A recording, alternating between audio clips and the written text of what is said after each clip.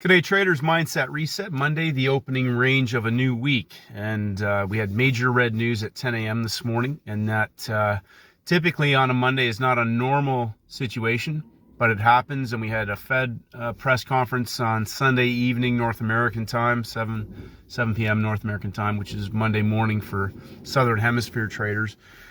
But on the Monday, on the opening range, it's very paramount to understand we can have range expansions, a new timing cycle.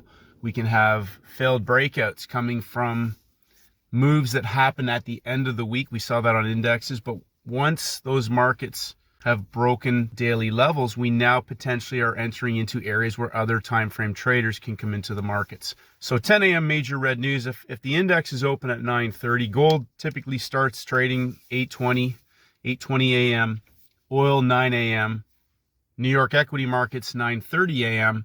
We have major red news 10 a.m. Well, then 10 a.m.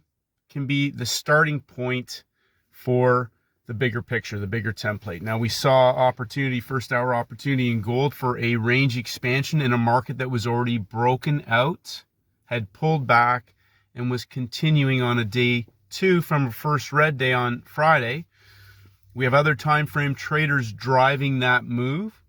But we saw that market put in a low of the day, second hour, just prior to major red news, and then traders being shorting back into that peak formation low that was put in second hour before resuming that upward move back towards that breakout level. Point being is that on a Monday, the opening range of the week, what you don't want to do is engage in trying to take trades. My focus is executing setups that are driven by other time frame traders, whether they're continuation moves, low-hanging fruit, range expansion opportunities, or reversals. Always 3-session setups. No matter what day of the week it is, no matter where we're at, I'm always hunting out a best trade candidate.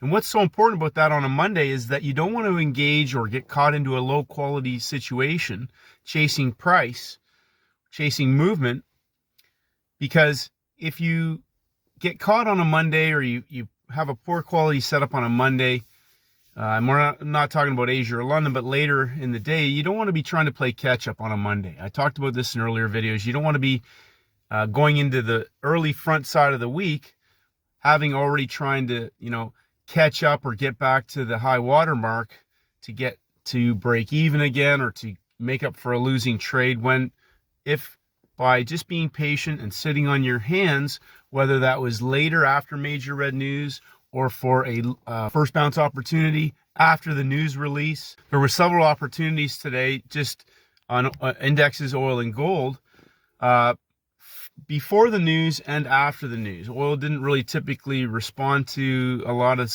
the major red news. I'm not talking about Fed, I'm not talking about payrolls, I'm talking about just other news. I will often keep oil on the radar because it doesn't tend to react the same as maybe gold will or currency pairs to certain types of US dollar major red news releases. That being said, what's important is that heading into a week, a new template, a new week, saving your bullets and sitting on your hands for only the 90-10 opportunities, which if you're hunting out a basket of instruments that give you breadth over different types of markets for executing 3-4 best trade candidates throughout the week, and then maybe free cash Wednesday, free cash Friday, where you've got our boundaries, our high and low of the week boundaries established for larger parabolic opportunities, just executing the best setups.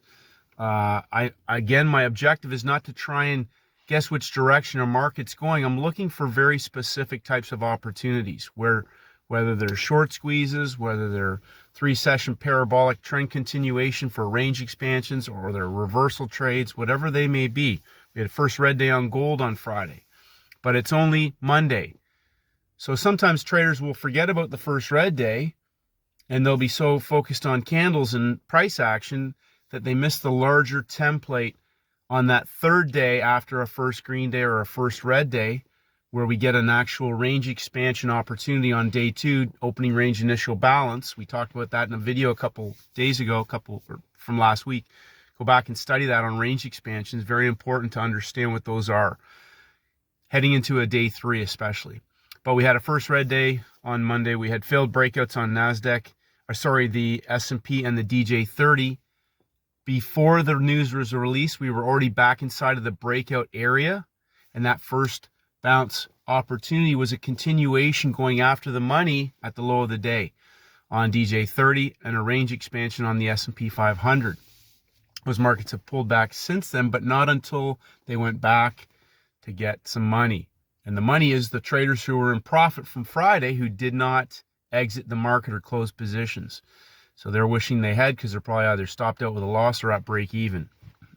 So my mindset always on a Monday is just looking for easy best trade candidates, taking the money, getting on with my day, because I have no illusions that Monday's going to be a 300 pip blow off. There were great opportunities in Asia and in London on certain instruments. Again, at the start of the new week, we can see that sometimes, and they'll be going after traders in Asian pairs or gold in London into traders who are in the money, potentially maybe from a Friday consolidated U.S. session. Certain markets, there's some easy low-hanging fruit there. But if you're not trading that session and you're hunting out a 3-session setup on the U.S. window, just focusing on 90-10 probabilities / possibilities. You don't want to be going into Tuesday or Wednesday, again, trying to make up for an impulsive or a low quality setup that costs you not only mental energy, but financial capital, and also dings your confidence when all you have to do is step back and wait, whether it's waiting for after the news or understanding the type of best trade candidate you're in that's being driven by other time frame traders driving that move. If that's the case, then as I talk about, you should be in a move for at least 30 to 45 minutes minimum, because we're looking at that hour to be either the end of the move or the continuation for a range expansion or low-hanging fruit opportunity that's being driven by other time frame traders. So excellent start to the week, just simple, clean trades. And that is my focus every day, is only looking for those parabolic best trade candidates. And as the range expands, opening range, initial balance, day 1, day 2, day 3, be looking for that larger parabolic opportunity for either a blow off in a trending market on day 3 on Wednesday for a range expansion opportunity, or free cash Friday for a reversal or a trend trade, depending on which instrument is set up the best. And we don't have any major red news, I believe, Friday night. It's wide open, so we could have a very clean template. Important to just sit on your hands. And if you're not sure, that's okay too. There's nothing wrong with sitting out and watching. I'd rather be out of the market watching and waiting than caught into a low quality, poor quality setup that's grinding me away, eating into my mental capital, and possibly chewing into my financial capital. So keep it simple. Focus on the best trade candidates, 1% better every single day. It's only Monday. Tomorrow's Tuesday, day 2. Regardless of everything else about day counts, Monday's always day 1 and Tuesday's day 2 in a new week, in a new timing cycle, and in a new Monday to Friday template. Have a great day, traders, and may the markets go with you.